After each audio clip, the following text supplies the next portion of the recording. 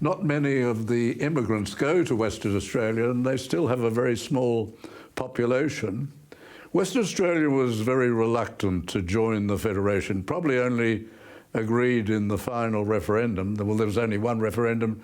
It was rather late, and they're not actually mentioned in the preamble to the Constitution. They joined late, probably only persuaded to do that by the number of immigrants who came from the eastern states to develop the goldfields.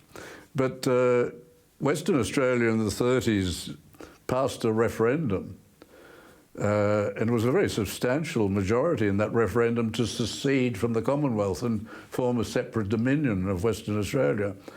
And I did some back-of-the-envelope calculations, and I concluded that if they seceded, and I'm not suggesting they should secede, but just as an exercise, if they seceded with their small population and their enormous wealth, and the fact that they'd get back all of their offshore wealth, which Whitlam took from Western Australia, which should have been returned when they passed the Australia Act, because it changed the basis on which Whitlam took those offshore fields. With all that, they would probably, on their wealth, they'd probably be one of the wealthiest, probably the wealthiest country in the world because of the enormous mineral and energy wealth that they have. Oh, 100%. Look, obviously a fairly small population. As you said, two of the nation's biggest exports are iron ore and natural gas. And Western Australia has those in abundance. So, yes, if they did secede, which obviously I hope they don't, and it's very unlikely, they would be incredibly rich per person. Obviously there'd be downsides to that. They'd have to provide their own military and create their own currency and all the other stuff. But they would be incredibly rich. And another country who's also done it right is Norway. So Norway has incredible gas resources as well.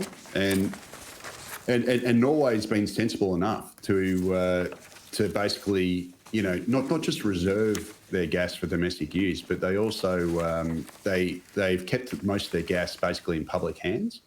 And those private companies that do operate in Norway, the public takes like a 40% ownership stake. They also charge a large super profit tax.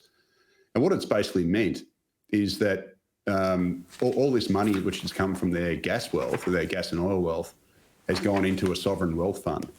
And that sovereign wealth fund is now worth trillions of US dollars. And Norway's only a small country of about, just over 5 million people. It's similar to Melbourne or New Zealand. And what it's basically meant is that per person now, this sovereign wealth fund's worth hundreds of thousands of US dollars. And that's because they tax their mineral wealth properly. They set it up in the benefit of citizens. Now, if you compare that to Australia, we haven't done anything like that.